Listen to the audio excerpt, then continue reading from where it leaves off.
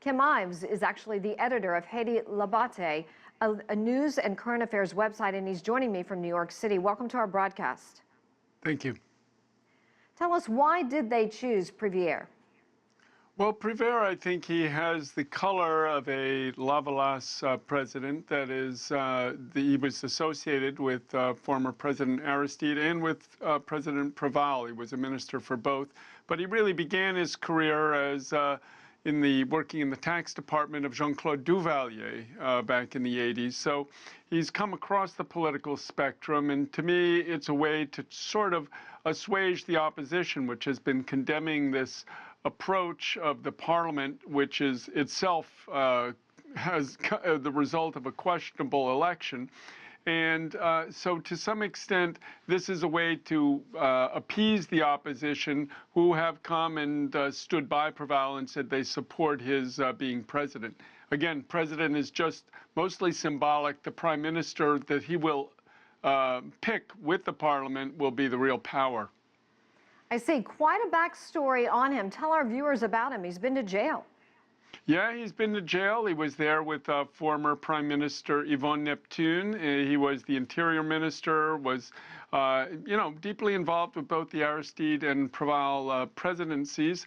But he spent his time in jail, but he's not seen, he's seen really as a conciliator, and his speech that he gave just moments ago before the Parliament was very conciliatory, even doffed his hat to former President Michel Martelly. So I think he's going to, I don't think he's going to be successful, frankly, because this is typical of what happens in these periods every 30 years or so. 1956, 86, now 2016, Haiti has these upheavals, and we're likely to see several provisional governments.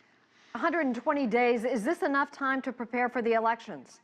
I doubt it. I think it's a very, very complicated situation.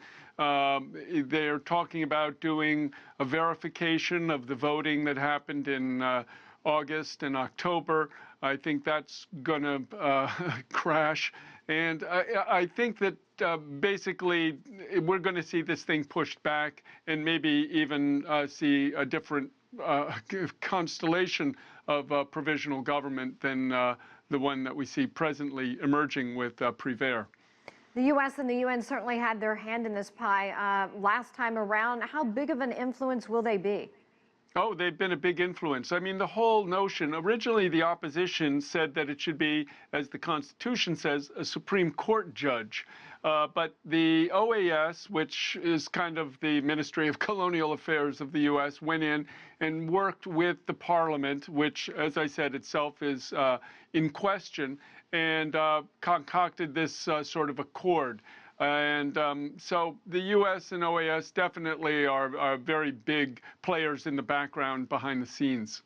Of course, Haiti has been troubled by the earthquake, obviously, and years of alleged corruption and violence, poverty over 60%. How long will it be, Kim, before they are back on track? Another generation? Well, it all depends. Haiti was the first independent nation of Latin America, the first black republic. I think they could do it, but when the U.S. made a coup d'etat immediately after its election in 1990, in 91, they had a back-to coup d'etat in 2004. And this has really destabilized the Haitian political scene. So I put a lot of the blame for the instability Haiti has seen over the past 3 decades really at Washington's doorstep. Kim Ives, thank you for your time joining us from New York City.